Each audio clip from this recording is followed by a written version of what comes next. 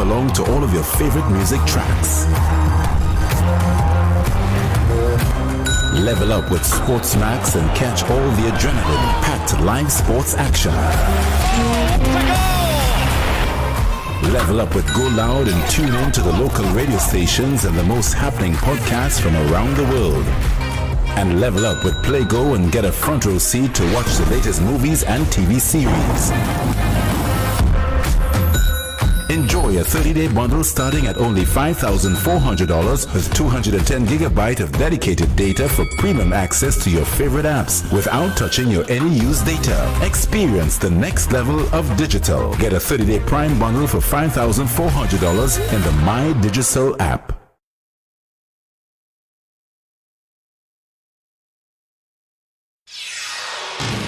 This is the news on top of the hour. Live from our studio in Georgetown. Kaieteur Radio, 99.1 FM.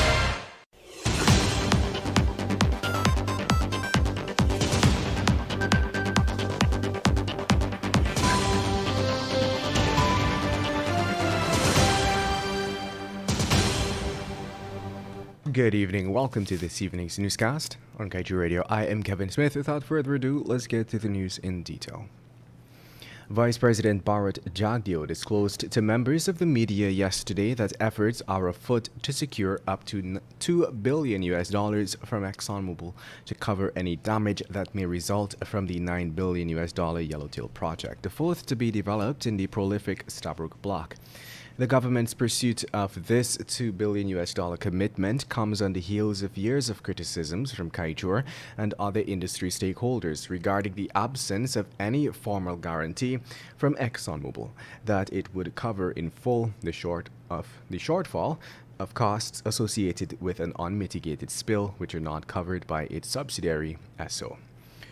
But with the government only looking to secure a $2 billion commitment, it therefore means that the Yellowtail project will fall into the same bracket of other Exxon-led projects with or without full coverage insurance.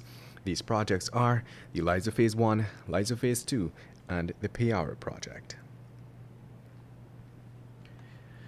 And moving on, even though Guyana is still without the legislative and regulatory framework to effectively manage its quickly growing oil sector, and its capacities are stretched thin each day in monitoring ExxonMobil's Stabroek Block operations, the government has signaled its intention to welcome more operators into the offshore basin by next year.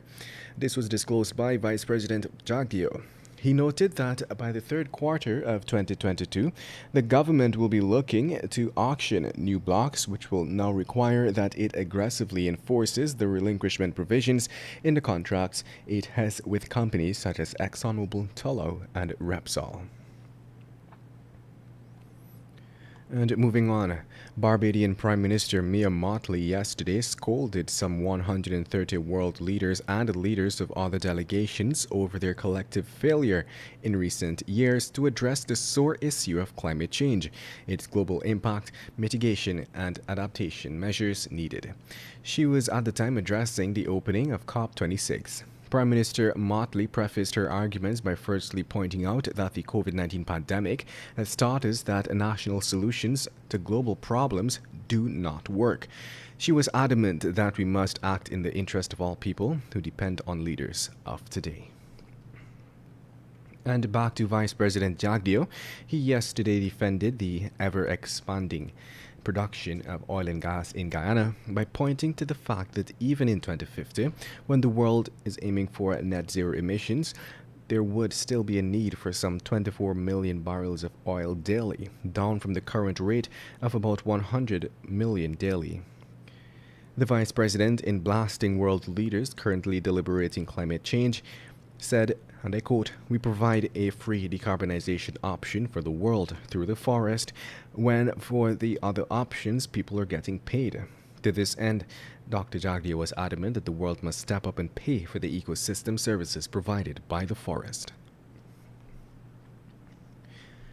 And moving on.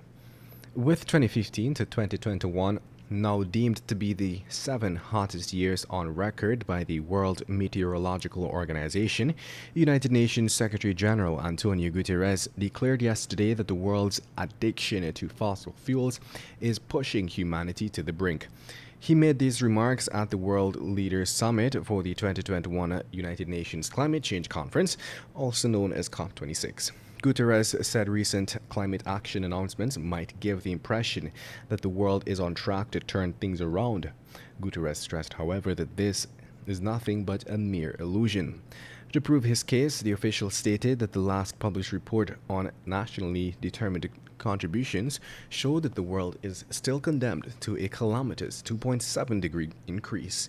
The UN Secretary General said the science of climate change is clear and leaders the world over must act now. And with that, we've come to the end of this evening's newscast. I'm